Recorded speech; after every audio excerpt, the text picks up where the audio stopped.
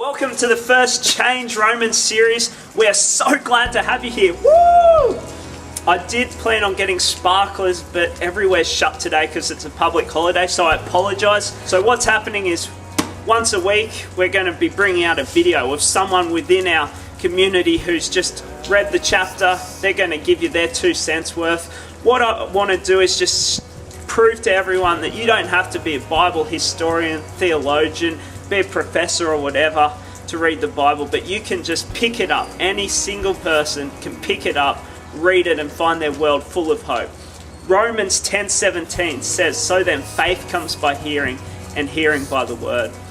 And I just want to challenge you today that if you're struggling with some stuff in your life, or if you're finding that your faith is getting a little bit dwindled as life and all the issues of life come against it, pick this up, read it with us, and you'll find that, as that verse says, that faith will come into your world, and faith will change your circumstances. Faith will change your situations. We're pumped, so let's get straight into it. I'm pumped. I'm going to be taking the first week, which is Romans 1.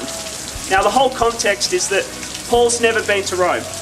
He's got a church in Rome that he's pretty keen on, and he's pretty chuffed on them, but he's never been there. So he's writing this letter, and the reason we're going through Romans is because it solves and answers a lot of questions, basic foundational stuff for people's Christianity. So if you've got any questions, hopefully by the end of this 16 weeks, you'll have answered them, and you'll be ready, you'll be fit, you'll be fighting. So Romans 1 to 15 is pretty much an introduction. Paul just saying, I've never been to you guys. I'd love to come along. I hear that you've got some really cool buildings, that you've got some nice dusty streets. You might even have some feral cats that are beautiful.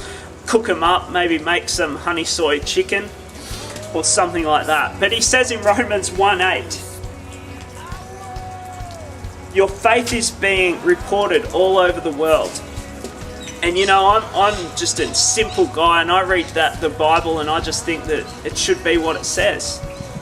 And he's saying here that your faith should be heard about through the world. And I just want to encourage you guys that you're doing a good thing. I think that your faith should be seen. Your faith should be talked about by people. And Jesus said that we're to be the light of the world, the salt of the earth, things like that, you know, things that people can see, people can feel, people can talk to and relate to. And so he's saying here that your faith is heard of throughout the world, which is a pretty big deal. So verses 1 to 15, introductory stuff, it's all good. Read through it, it's food for your soul. Verse 16 is one of my favourite verses in the Bible. It says, I am not ashamed of the gospel, because it is the power of God for the salvation of everyone who believes. And let me tell you that I am so happy that it is the power of God, not the power of Kim, not the power of Trevor, Bob, Barry, John, whatever, but it's the power of God. And you know, religion is when people think that they can do other things in order to get closer to God. But relationship with Jesus, true Christianity, is saying, you know, we are saved by grace, through faith, not of works, not of anything we've done, but everything that Jesus did on that cross. And when we tell people about that, it says that the power of God comes in, and it's salvation. People need to know the good news of Jesus, and there is power in the message of Jesus. So feel free to spread that message, it's good. So from verse 17 onwards, it's pretty much Paul just talking about how messed up our society is. As soon as we're born into a disconnect from God. Way back in the day, Adam and Eve made a choice that disconnected us from a relationship with him. And so Paul's just talking us through what it means to be disconnected. There's going to be perversions in humanity. There's going to be things that just don't sit right. And all it's saying, all he's working it up towards is saying, you know, you are a messed up humanity.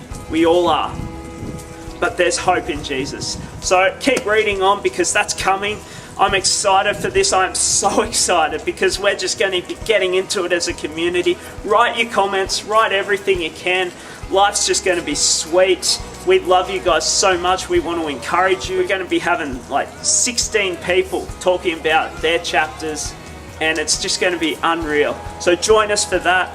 I can't wait because you guys are the coolest people that I've ever seen, even though at the moment I am looking at rain puddles everywhere. But you guys are the best. Love you so much, and get pumped, get excited.